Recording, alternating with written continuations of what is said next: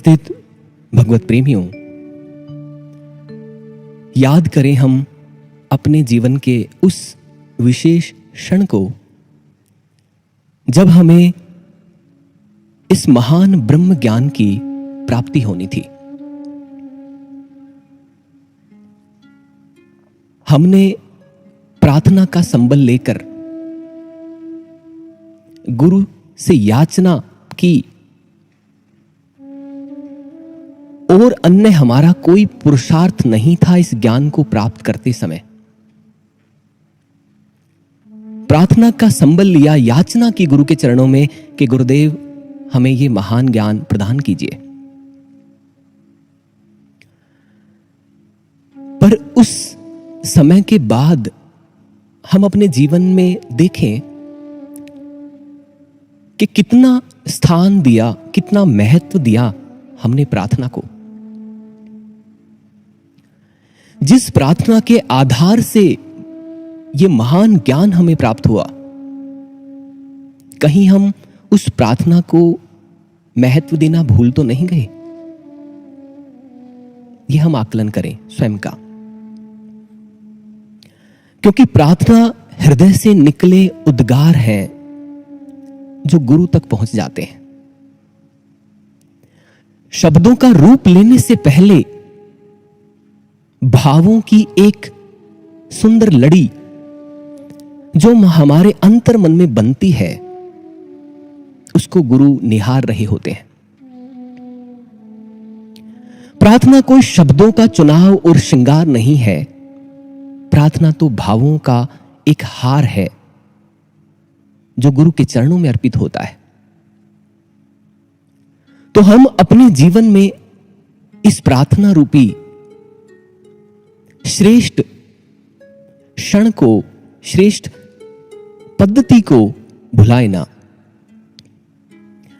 क्योंकि जब इस मार्ग पे हम चलते हैं तो मनुष्य है हम, स्वाभाविक है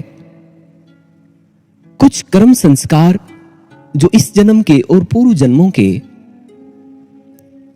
उनके अनुसार हमारे जीवन में ऐसे संस्कार बन जाते हैं जिससे हम ऐसे ग्रस्त हो जाते हैं, अहंकार ग्रस्त लेता है। पर प्रार्थना ऐसा सशक्त माध्यम है जिससे हम इस विकार से मुक्त हो जाते हैं। हृदय से निकली हुई प्रार्थना, जब हृदय से प्रार्थना निकलती है तो गुरु उसे अनसुना करें ऐसा नहीं हो सकता। इतिहास में कितने ऐसे दृष्टांत हमने श्रवण किए हैं कि सामान्य से जीवों की प्रार्थना को ईश्वर अनसुना नहीं कर पाए। हम तो मनुष्य हैं, हमें तो ईश्वर ने मानव बनाया है और मानव होने के बाद उन्होंने अपना ज्ञान हमें प्रदान किया है। तो इस ज्ञान को प्राप्त करने के बाद अगर मनुष्य प्रार्थना करता है तो वो अनसुनी कैसे हो सकती है? नहीं हो सकती।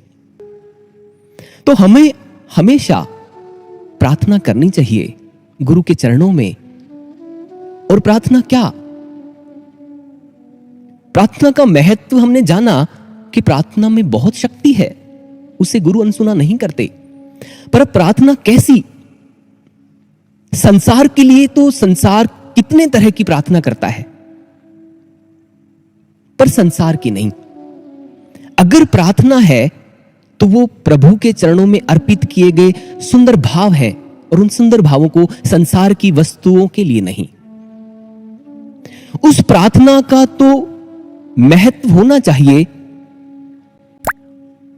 जो सुंदर है, सत्यम है और शिवम है, उसके चरणों से जुड़े रहने का भाव कि हे प्रभु आप हमें सदा अपने चरणों से जोड़े रखना।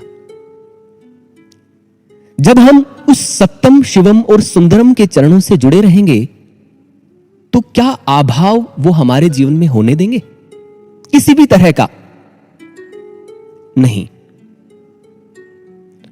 तो हमें भी निरंतर प्रार्थना और प्रयासरत रहना चाहिए। अपने जीवन में प्रार्थना को कभी भुलाना नहीं चाहिए, अवश्य स्थान देना चाहिए।